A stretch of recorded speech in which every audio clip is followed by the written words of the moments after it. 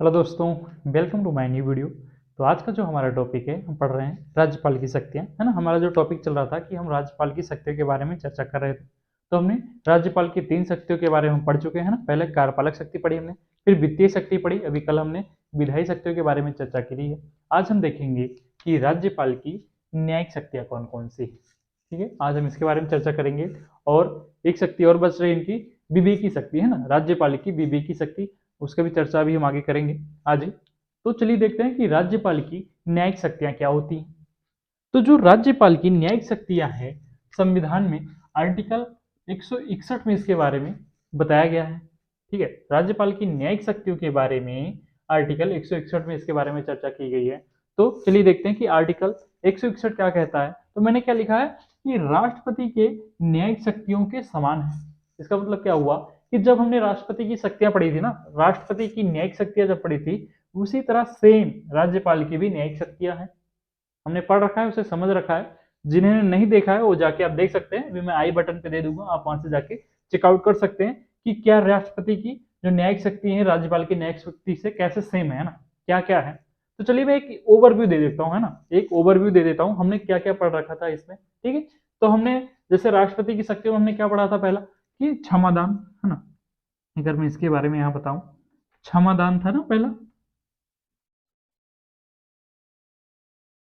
पहला हमने तो यही तो पढ़ा था, क्षमादान, कि राष्ट्रपति क्षमा कर सकता है, कोई भी अगर उसने गुनाह किया है तो उसे वो क्षमा कर सकता है, ठीक है।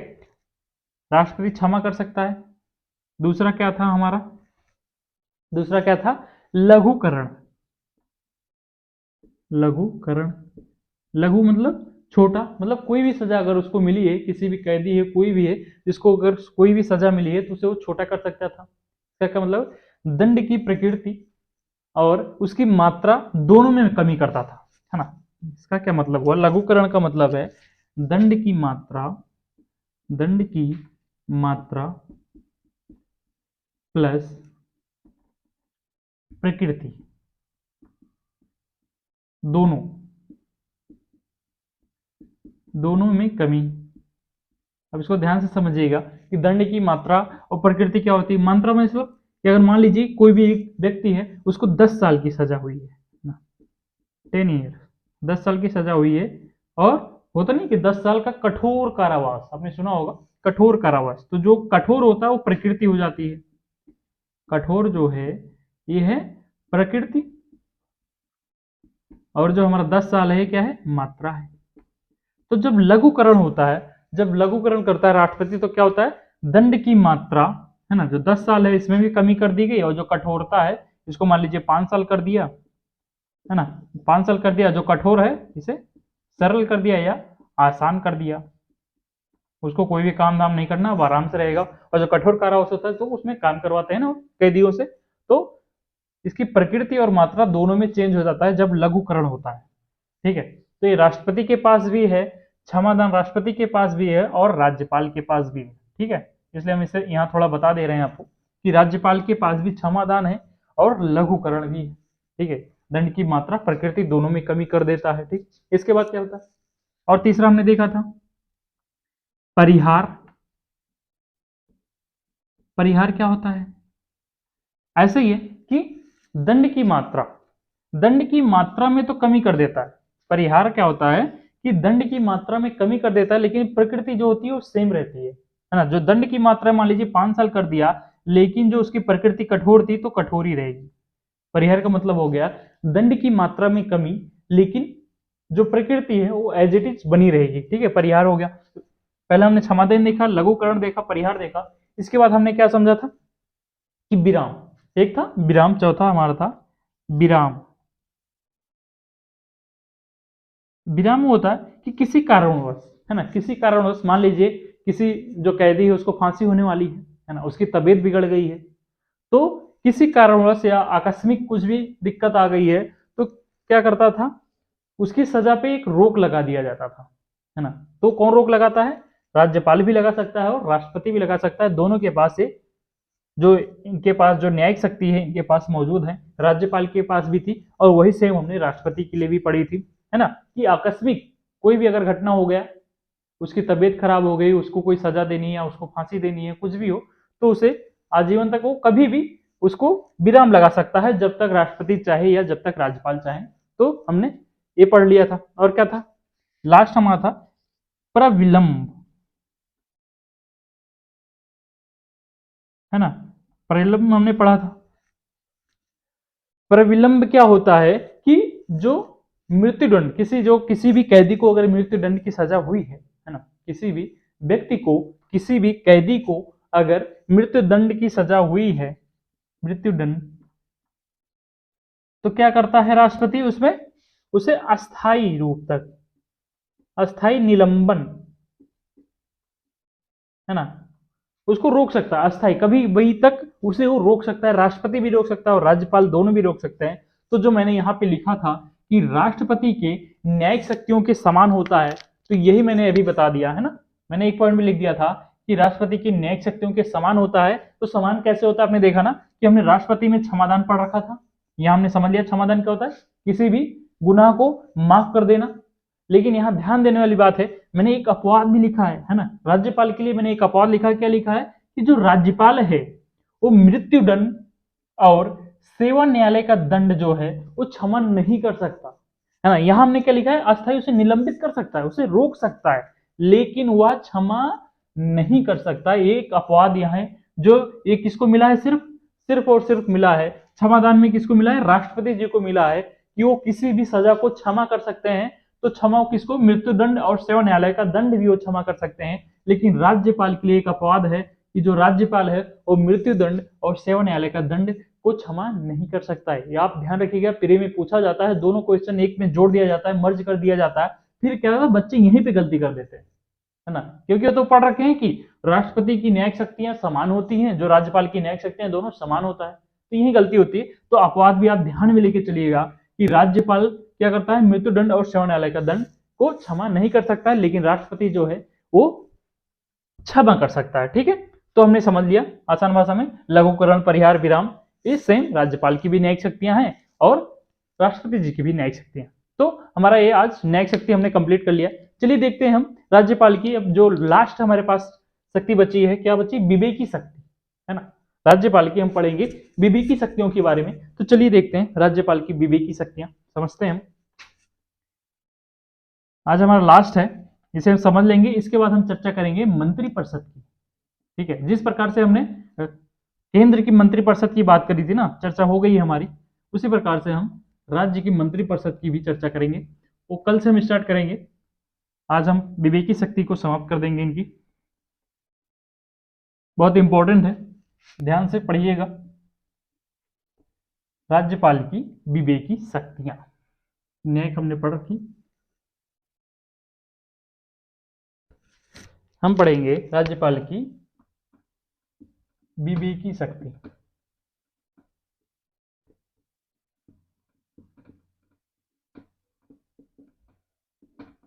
ठीक है, हम क्या पढ़ने जा रहे हैं, राज्यपाल की विवेकी शक्तियों के बारे में। तो जो राज्यपाल की विवेकी शक्तियां हैं वो संविधान में हमारे आर्टिकल 163 क्लोज 1 में इसके बारे में बताया गया है। ठीक है, जो राज्यपाल की विवेकी शक्तियां हैं उसे हमारे संविधान में आर्टिकल 163 क्लोज 1 में इसके बारे में चर्चा की गई है। तो चलिए देखते हैं कि आर्टिकल 163 क्लोज क्या कहता है कि ये विवेक के अनुसार जो राज्यपाल है, राज्यपाल अपने विवेक के अनुसार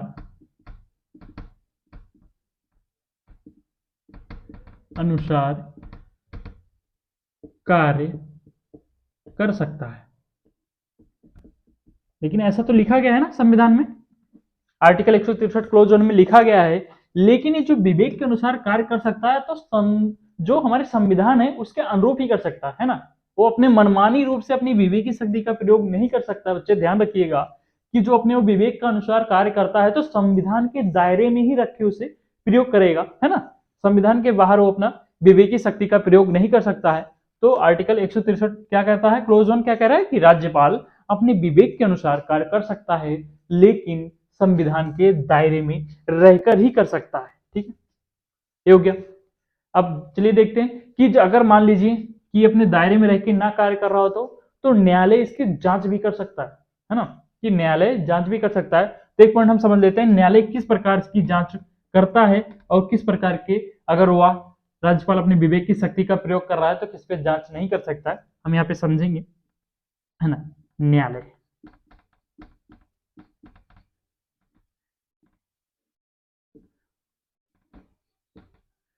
एक तरफ देखते हैं कि जांच नहीं करेगा,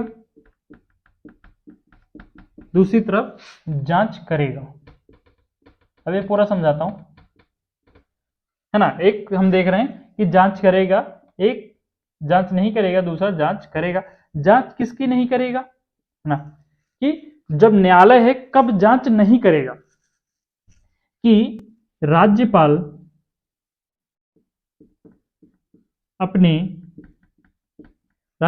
को अपने विवेक के अनुसार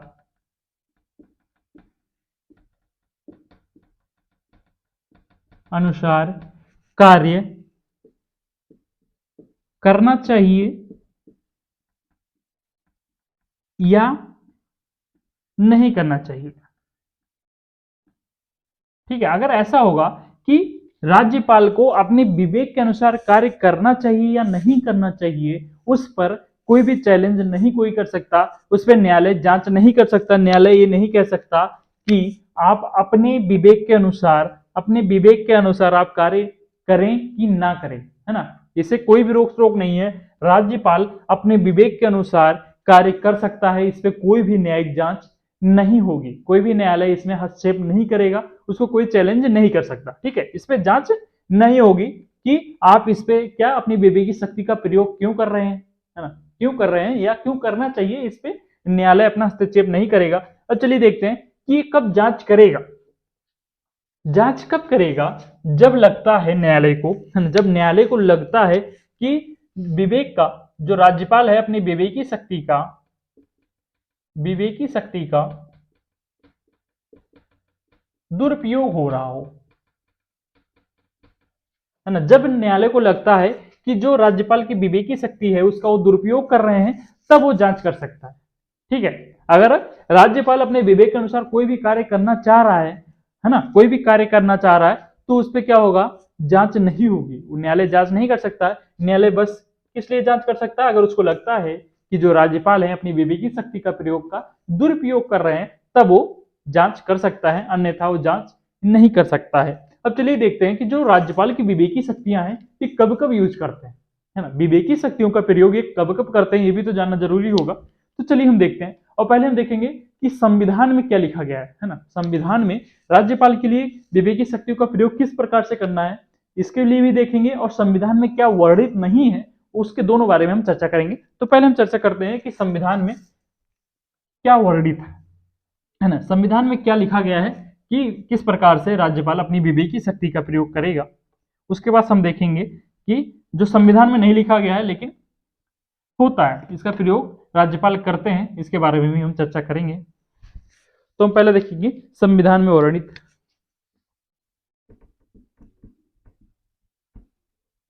संविधान में वर्णित,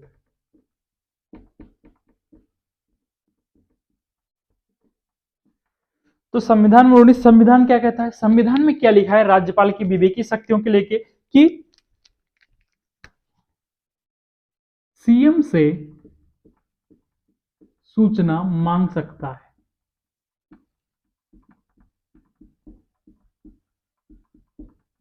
इसका क्या मतलब हुआ, इसका ये मतलब हुआ कि जो राज्यपाल है ना, एक कार्यपालक की क्या है, कार्यपालक का क्या प्रधान है, लेकिन एक वास्तविक प्रधान नहीं है ना। राज्यपाल वास्तविक प्रधान नहीं है, वास्तविक प्रधान कौन होता है, चीफ मिनिस्टर होता है, मुख्यमंत्री होता है। ठीक है, तो जो कार्य करता है कौन करता है, मुख्यमंत्री करता है। तो राज्यपाल क्या कर सकता है, वो मुख्यमंत्री से सूचना मांग सकता है कि राज्य में क्या कार्य हो रहा है ना। जैसे कोई भी रोड पास हो रही है, सड़क बन रहा है, तो चीफ मिनिस्टर से वो पूछ सकता है कि कार्य कहां तक पहुंचा है, इसके बाद आप क्या करने चाह रहे हैं, क्या करना है आपको, तो कोई भी सूचना मांग सकता है। ठीक है, जिस प्रकार से हमने देखा था कि जो राष्ट्रपति था वो पीएम से सूचना मांग सकता था, है ना, जो राष्ट्रपति है वो पीएम से सूचना मांग सकता है, उसी प्रकार से राज्यपाल भी सीएम से सूचना मांग सकता है। और जो भी कार्य होता है, जो भी राज्य में कार्य होता है, तो किसके नाम पे होता है, राज्यपाल के नाम पे ही तो होता है, इसलिए वो अभिभावक के रूप में कार्य करता है, एक राज्य के अभिभावक के रूप में राज्यपाल कार्य करता है, इसके लिए सीएम उससे वो सूचना कभी भी मांग सकता है। ठीक है, तो ये संविधान में ये वर्णित है। और इसके बाद क्या है, इसके बाद है मंत्री के किसी विचार को, किसी भी विचार को मंत्रिपरिषद के समक्ष चर्चा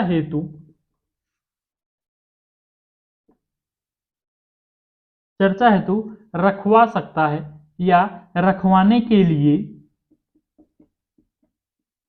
सीएम से कह सकता है।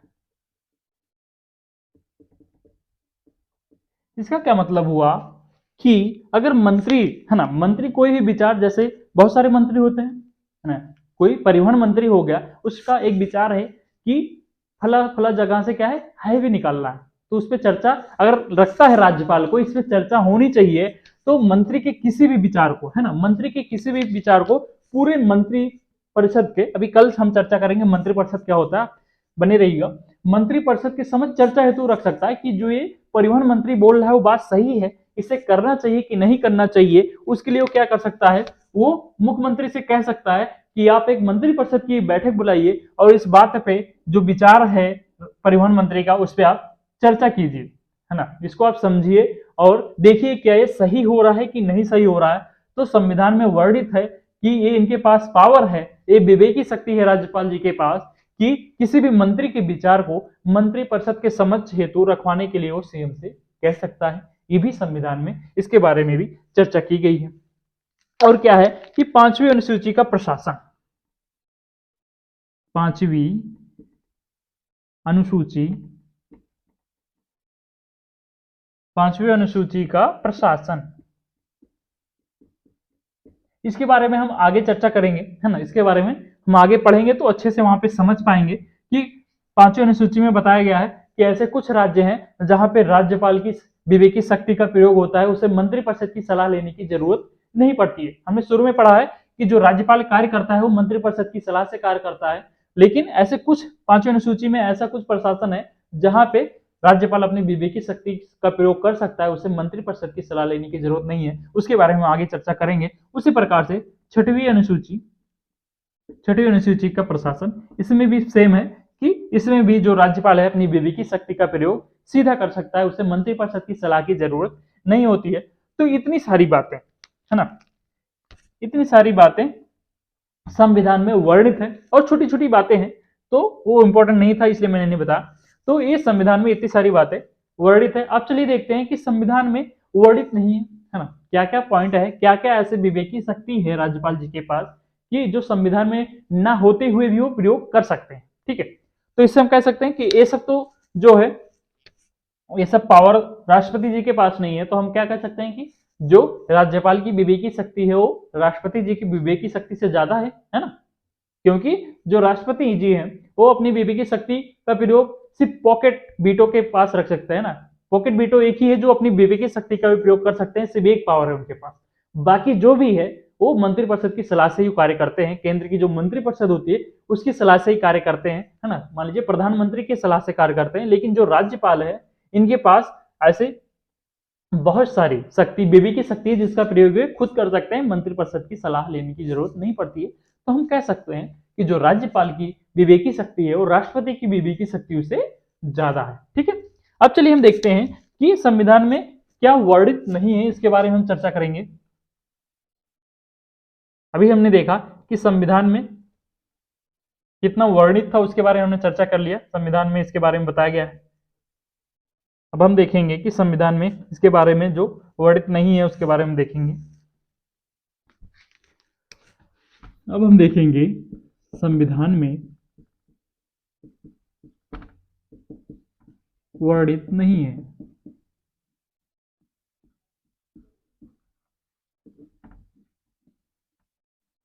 तो संविधान में वर्णित नहीं है लेकिन फिर भी राज्यपाल अपनी विवेकी शक्ति का प्रयोग कुछ ऐसी जगह पे करता है, उसके बारे में चर्चा करने जा रहे हैं। तो कैसी कौन सी चीजें हैं कि सीएम को नियुक्त करता है,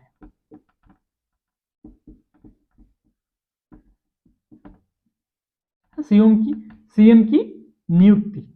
ठीक है, अब इसका क्या मतलब है, सीएम को कब नियुक्त करता है, जब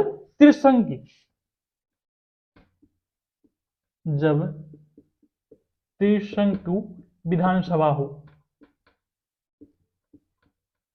है ना। हमने ये राष्ट्रपति जी के लिए भी पढ़ी है कि राष्ट्रपति क्या करते हैं, पीएम की नियुक्ति करते हैं जब त्रिशंकु लोकसभा हो। इसके बारे में, जब त्रिशंकु लोकसभा राष्ट्रपति के लिए थी, प्रधानमंत्री के लिए, प्रधानमंत्री को जब नियुक्ति करते थे जब त्रिशंकु लोकसभा है, उसी प्रकार से राज्यपाल सीएम की नियुक्ति करता है जब त्रिशंकु विधानसभा हो। अब त्रिशंकु का मतलब बहुत अच्छे से हमने पढ़ रखा है उसके में। तो त्रिशंकु मतलब जब किसी एक भी पार्टी का क्या होता है, बहुमत नहीं होता है, बहुत सारी पार्टियां मिलकर सरकार बनाती है, तब जाके वो सीएम की नियुक्ति कौन करता है, तब राज्यपाल करता है। ये हो गया। और क्या हो सकता है कि सीएम को, पहला हमने देख लिया कि सीएम की नियुक्ति करता है जब त्रिशंकु लोकसभा होती है ना। त्रिशंकु मतलब 2 से 3 या 4 पार्टी मिलकर जब किसी को बहुमत नहीं प्राप्त होता है, तब जाके वो पार्टी बनाते हैं, तब सरकार बनती है, तब जाके वो सरकार बनाते हैं। उस समय राज्यपाल क्या करता है, उन्हीं में से किसी को, एक जो मेन लीडर होता है उसको सीएम नियुक्ति करता है। ठीक है, और क्या आप देखेंगे कि राज्य विधानमंडल में बहुमत सिद्ध करने के लिए सीएम को बोल सकता है।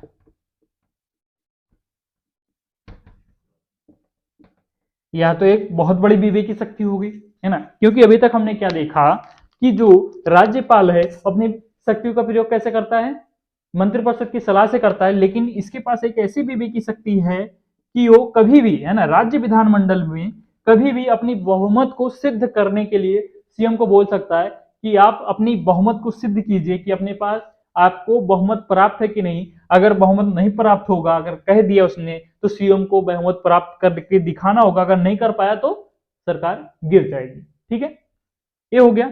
तो ये बहुत बड़ी विवेक की शक्ति हम कह सकते हैं। ऐसी शक्ति तो राष्ट्रपति जी के पास भी नहीं थी, तो इसलिए हम कहते हैं कि राज्यपाल के पास ज्यादा विवेक की शक्ति मौजूद है। ठीक है, और क्या है, और है मंत्रिपरिषद को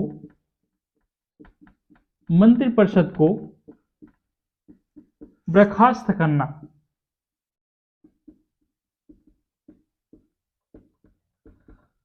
मंत्रिपरिषद को बर्खास्त करना, इसका क्या मतलब हुआ,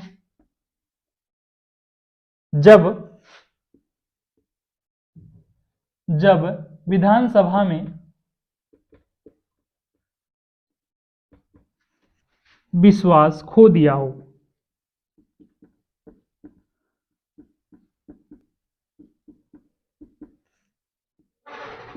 इसको ध्यान से समझिएगा, है ना, कि मंत्रिपरिषद को बर्खास्त कर देना, पूरी मंत्रिपरिषद को बर्खास्त कर देना जब विधानसभा में विश्वास खो दिया हो। इसका मतलब क्या हुआ कि जब राज्य विधानमंडल में क्या करते हैं, राज्यपाल जब राज्य विधानमंडल में कहते हैं कि आप अपनी बहुमत को आप सिद्ध कीजिए कि आपकी जो पार्टी है ना, आपकी जो पार्टी हो विधानसभा में विश्वास रखी हुई है कि विश्वास खो चुकी है। तब अगर मान लीजिए कि विश्वास उसने खो दिया है ना, बहुमत नहीं प्राप्त हो रहा है, फिर भी जो चीफ मिनिस्टर है वो क्या कह रहा है, मैं अपनी कुर्सी से नहीं हटूंगा, है ना भैया, मैं मुख्यमंत्री हूं, मुख्यमंत्री बना रहूंगा। तो उस समय क्या करता है राज्यपाल, वो खुद ही मंत्रिपरिषद को बर्खास्त कर देता है, पूरी मंत्रिपरिषद को बर्खास्त कर देता है। ठीक है, तो जब विधानसभा में उसने विश्वास खो दिया होता है। इसके बाद क्या होता है कि जो मंत्रिपरिषद के जो लोग होते हैं, जितने मंत्री होते हैं, वो क्या कहते हैं, एक सलाह देते हैं राज्यपाल को। जैसे आप जानते हैं कि मंत्रिपरिषद की सलाह से राज्यपाल कार्य करता है, तो क्या सलाह देते हैं कि आप इसको, लोग जो विधानसभा है इसको आप भंग कर दीजिए और फिर से चुनाव करवाइए। लेकिन इस समय ध्यान देने वाली बात है कि जो राज्यपाल है वो बाध्य नहीं होता है, उनकी जो उन्होंने बात रखी है कि आप भंग कर दीजिए विधानसभा को, तो उस बात को मानने के लिए उनको वो बाध्य नहीं है। यहाँ पे वो अपनी विवेकी शक्ति का प्रयोग कर सकते हैं कि जो हम मंत्रिपरिषद है इसको, जो विधानसभा है इसको हम भंग करें, फिर से चुनाव कराएं या ना कराएं, क्योंकि एक बार चुनाव कराने में बहुत ज्यादा खर्चा आता है। उस प्रकार से राज्यपाल देखता है, अगर वो रास्ते ढूंढता है, अगर कोई भी काम आसानी से हो जाता है, या फिर वो मुख्यमंत्री चुनता है कि अगर किसी को और को मुख्यमंत्री बना सके तो बना देता है, कोई भी पार्टी मिलकर अगर सरकार बना लेती है तो राज्यपाल पहले सरकार बनाने में दिखाता है, बाकी उसके बाद तो फिर चुनाव लास्ट ऑप्शन है ये, ठीक है। तो आज हमने देख लिया राज्यपाल की विवेकी शक्ति भी हमने समाप्त कर ली।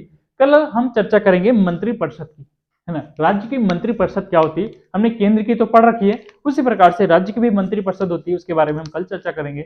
आई होप आज का वीडियो आपको पसंद आया होगा। अगर आप वीडियो आपको अच्छी लगी हो तो वीडियो को आप लाइक कर दीजिए, चैनल को आप सब्सक्राइब कर लीजिए और अपने दोस्तों के साथ जरूर शेयर कीजिए। मिलते हैं कल नेक्स्ट वीडियो में। Thank you guys.